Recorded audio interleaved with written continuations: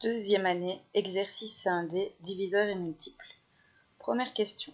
On vous demande de justifier que 3286 n'est pas un multiple de 4. Eh bien, pour qu'un nombre soit un multiple de 4, il faut que ces deux derniers chiffres forment un multiple de 4. Or, ici, 86 n'est pas divisible par 4. Ici, on vous demande de justifier que 3 n'est pas un diviseur de 1403. Pour prouver qu'un nombre est divisible par 3, il faut additionner les chiffres qui composent 1403 et regarder si ça donne un multiple de 3 ou pas. Ici, quand j'effectue la somme, ça me donne 8. Or, 8 n'est pas divisible par 3. Vous devez relier chaque expression à sa traduction mathématique si n est un nombre naturel. Je vous demande de trouver la somme de deux nombres naturels consécutifs. Un nombre, on va l'écrire sous la forme de n. Et celui qui vient juste après, ce sera n auquel je vais ajouter 1. Donc la bonne proposition, c'est celle-ci. Voici mon premier nombre et voici le second. Le double d'un nombre naturel. Un nombre, on l'écrira n. Son double, 2n. La somme de deux nombres pairs naturels consécutifs. Un nombre pair, ça s'écrit 2n. On a noté ici, puisque c'est la même chose que le double d'un nombre. Donc 2n, et son consécutif, je reprends 2n auquel j'ajoute 2. Donc 2n plus 2n plus 2. On vous demande ici d'écrire une expression littérale dans laquelle n représente un nombre entier. Un nombre impair, c'est très facile. Il suffit de reprendre la formule d'un nombre pair, qui est donc 2n, auquel on ajoute 1. Ou bien, on reprend le nombre pair auquel on retire 1. On obtiendra à chaque fois bien un nombre impair. On nous demande trois nombres entiers consécutifs. Un nombre s'écrira n, celui qui viendra juste après, ce sera n auquel on va ajouter 1, et celui qui vient juste après, on ajoute encore 1, donc n plus 2. On vous demande maintenant un multiple de 5 augmenté de 7. Un multiple de 5, ce sera 5n. Pour n'importe quel multiple, d'ailleurs, ce sera toujours le nombre fois n. Donc si je vous demande un multiple de 34, ce sera 34n. Augmenté de 7, augmenté, on fait plus 7. On vous demande le triple du carré d'un nombre entier. Le triple, c'est 3, donc 3 fois, le nombre au carré, donc n au carré. On vous demande d'écrire une expression littérale dans laquelle n représente un nombre entier. D'un multiple de 7, n'importe quel multiple s'écrira, donc ici, 9n. Un nombre impair, on l'a déjà dit ici, 2n plus 1 ou 2n moins 1. Alors ici, un multiple de 8, ça s'écrira 8n.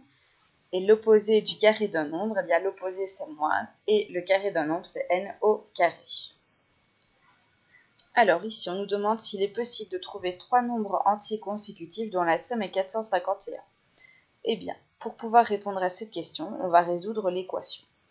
Trois nombres entiers consécutifs va s'écrire n plus 1 plus n plus 2. Pourquoi? Parce que le premier nombre c'est n, son consécutif c'est n auquel j'ajoute 1, et le consécutif de n plus 1 c'est n plus 1 auquel j'ajoute encore 1, donc n plus 2.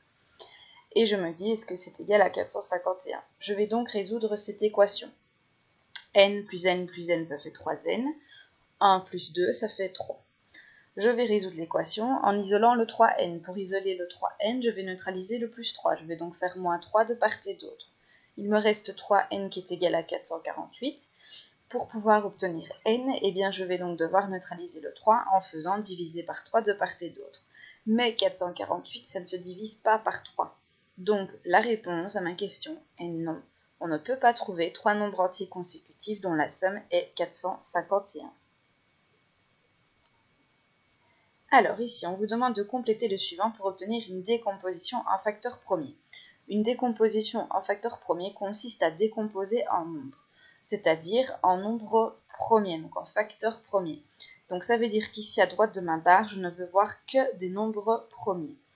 Alors, 900 est divisible par 2, ça fait 450. 450 est divisible par 2, ça fait 225. 225 est divisible par 5, ça fait 45. 45 est divisible par 5, ça fait 9. Et 9 est divisible par 3, ça fait 3. Et 3 est divisible par 3, ça fait 1. J'ai donc bien terminé ma décomposition puisque j'arrive à 1. Alors, ici, si je regarde la décomposition de base que j'avais déjà, j'avais 2 au carré, donc c'était déjà pris ici, et j'avais 3 au carré, donc ici. Donc, que me manque-t-il pour avoir ma décomposition totale? Eh bien, 5 au carré, donc j'ajoute x 5 au carré. Ici, on vous demande de décomposer 720 en facteur premier. Eh bien, donc on effectue la décomposition en facteur premier. 720 divisé par 2, ça fait 360. 360 divisé par 2, 180. 180 divisé par 2, 90. 90 divisé par 2, 45. 45 divisé par 3, 15. 15 divisé par 3, 5. 5 divisé par 5, 1. Je vais donc réécrire ma décomposition de 720 sous la forme de, eh bien, j'ai 1, 2, 3, 4, 2, donc 2 à la puissance 4. J'ai 1, 2, j'ai 2, 3, donc 3 à la puissance 2, et le 5 est tout seul. Ici, je vais donc décomposer 1960. 1960, ça se divise par 2. Ça fait 980. 980 divisé par 2, ça fait 490. 490 divisé par 2, ça fait 245. 245, on peut le diviser par 5, ça fait 49. 49 divisé par 7, ça fait 7. Et 7 divisé par 7, ça fait bien 1. Je vais donc réécrire 1960 sous la forme de 1, 2, 3. J'en ai 3, donc 2 à la puissance 3. Le 5, il est tout seul. Et 1, 2, j'ai 2, 7, donc 7 au carré. Alors, passons maintenant à des exercices avec le PGCD et le PPCM. Avant toute chose, le PGCD, on va retenir le D pour diviseur, donc petit. Ce qui veut dire que l'on va prendre ce qui est en commun avec le plus petit exposant. Et PPCM, on va retenir le mot multiple, donc des multiples c'est grand. On va tout prendre avec le plus grand exposant, même ce qui n'est donc pas en commun. Alors ici, je vous donne déjà la décomposition de 504 et 600. On vous demande de trouver le PGCD de ces deux nombres et puis le PPCM. Pour le PGCD, on a dit qu'on prenait ce qui était en commun avec le plus petit exposant. Eh bien, ici, c'est en commun. On prend le plus petit exposant. Ici, c'est 2 au cube. Entre 3 au carré et 3, on prend le plus petit exposant, donc 3. Par contre, le 7 et le 5 au carré, on ne les prend pas parce que ce n'est pas en commun. Ensuite, pour le PPCM, on va donc prendre tout avec le plus grand exposant. Donc, entre 2 au cube et 2 au cube, on prend 2 au cube. Entre 3 au carré et 3, on va prendre donc, du coup 3 au carré cette fois. Le 5 au carré, on le prend aussi. Et le 7 aussi parce qu'on est gourmand, même si ce n'est pas en commun. Alors, ici, on vous demande de calculer le PGCD de 56 et 96. Pour ce faire, on va effectuer les deux décompositions en facteur premier. On obtient donc 56 qui est égal à 2 au cube fois 7 et 96 qui est égal à 2 à la puissance 5 fois 3. Et pour déterminer le PGCD, on va donc prendre ce qu'il y a de commun avec le plus petit exposant. Ce qu'il y a de commun, ce sont les puissances de 2 avec l'exposant le plus petit, donc 2 à la puissance 3. Et 2 à la puissance 3, ça donne 8. Alors, dans une école, il y a entre 260 et 270 élèves au premier degré. On organise un tournoi de foot auquel tous les élèves participent. Chaque équipe comprend 11 élèves. Un même élève ne peut pas jouer dans 2 équipes. Calcule le nombre d'équipes que l'on peut former. Calcule le nombre d'élèves au premier degré. Et vous devez écrire évidemment tout votre raisonnement et tous vos calculs.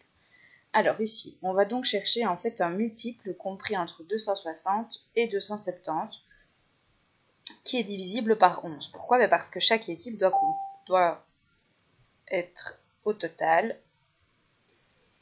Donc, chaque équipe doit contenir au total 11 élèves. Donc, je vais chercher un multiple de 11 compris entre 260 et 270.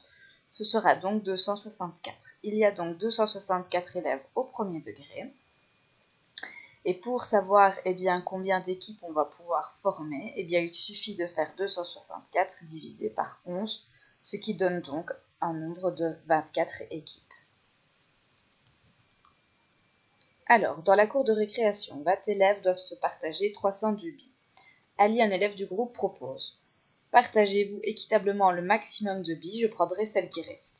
Détermine le nombre de billes qu'Ali recevra. » Alors ici, on va devoir utiliser ce que l'on appelle la division euclidienne. La division euclidienne, c'est le dividende, donc A, est égal au diviseur, D, fois le quotient Q, plus le reste.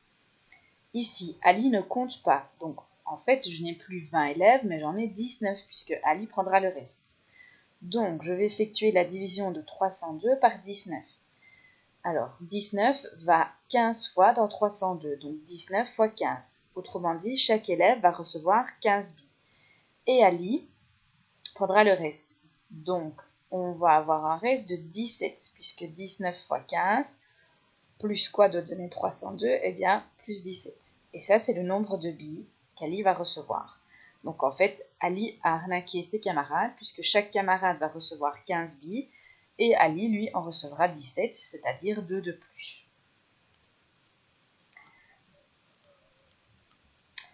Alors, c'est la saison des châtaignes. Maxime en ramasse un grand panier. Il estime avoir entre 150 et 200 châtaignes. S'il les compte par 3, par 5 ou par 4, il n'en reste aucune. Vous devez rechercher le nombre exact de châtaignes que Maxime a ramassées.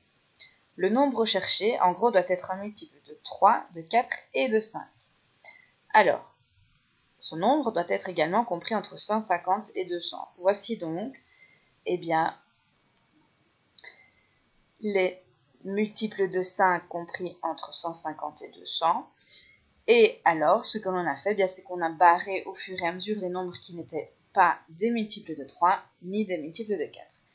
Et l'élu, du coup, est 180. 180 est à la fois un multiple de 3, un multiple de 4, un multiple de 5, et il est bien compris entre 150 et 200. Donc, Maxime a ramassé 180 châtaignes. Alors, Caroline commence la réalisation d'une affiche carrée avec des images mises bord à bord et assemblées comme ci-contre. Donc, on a une photo et on assemble d'autres photos à côté de celle-ci et en dessous. Le format de chaque image est de 8 sur 14, donc 8 sur 14. On vous demande de rechercher le côté de la plus petite affiche carrée qu'elle pourrait réaliser. De base, on a une image et on veut obtenir une affiche. Donc l'affiche va être plus grande.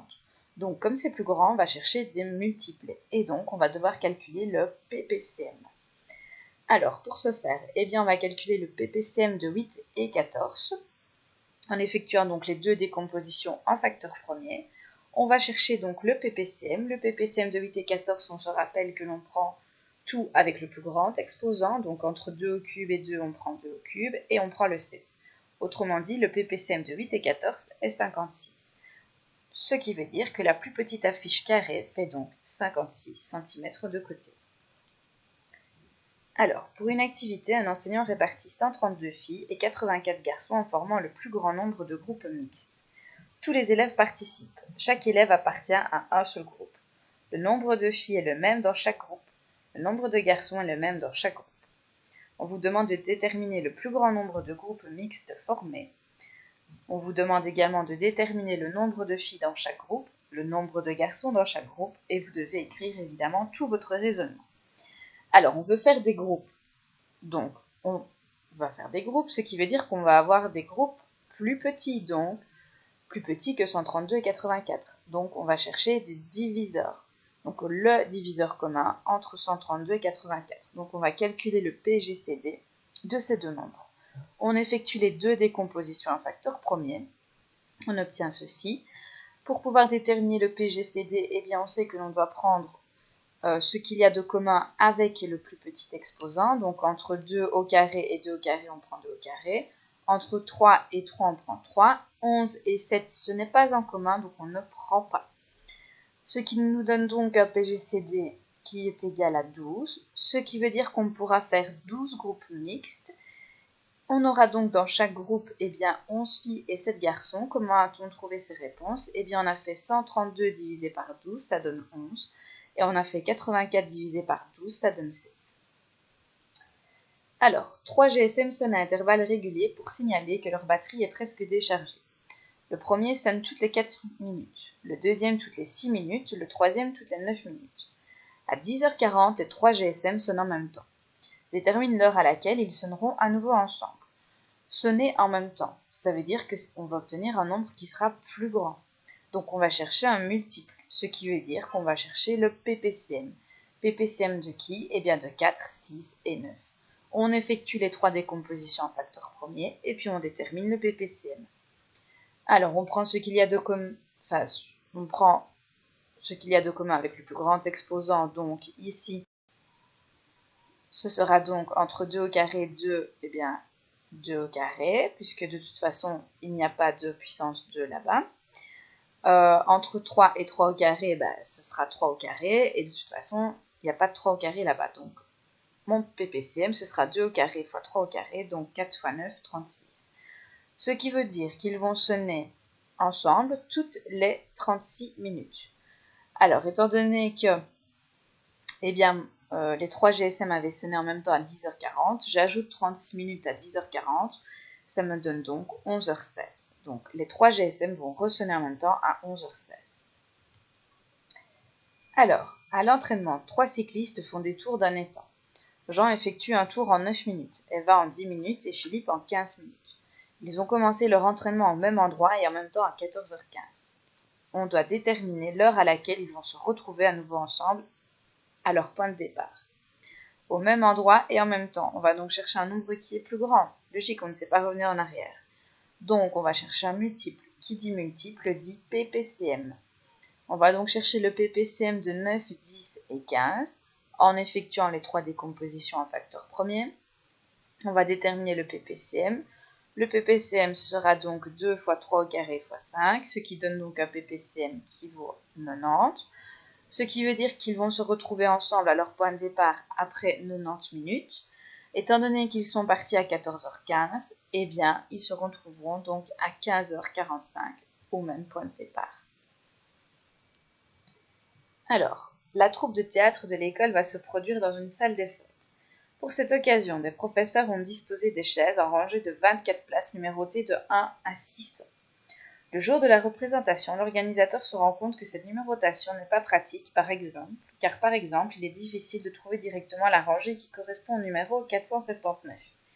Il change donc la numérotation. Tous les billets comporteront une lettre, A pour la première rangée, B pour la deuxième rangée, et ainsi de suite. Tous les billets comporteront aussi un nombre de 1 à 24. Exemple, C12 est le code de la 12e chaise de la 3e rangée. Détermine le code du billet de la chaise numéro 75. Alors, on sait qu'on a des rangées de 24. Donc, pour ma première rangée, j'irai jusqu'à la chaise 24. Pour la deuxième, j'irai jusqu'à la chaise numéro 48. Et pour la troisième rangée, jusqu'à la chaise 72. Autrement dit, la chaise numéro 75 est donc dans la quatrième rangée.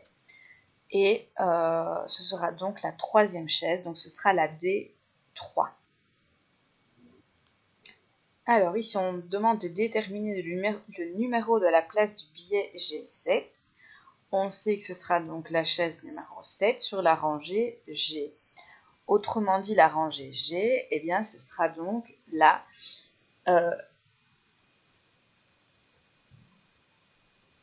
et donc, eh bien, on obtiendra un nombre qui sera égal à 151. Ensuite, on vous demande de justifier à l'aide des codes des billets le mécontentement d'un couple qui a acheté les places 432 et 433. Alors, on a des rangées de 24, donc ça veut dire que les multiples de 4 sont les suivants. On a donc en fait 432 qui est un multiple de 24. Autrement dit, pourquoi est-ce que les personnes ne sont pas contentes? Eh bien parce que une personne devra aller à la dernière chaise d'une rangée et l'autre personne devra aller à la première chaise de la rangée suivante. Ils sont mécontents car ils vont être séparés tout simplement.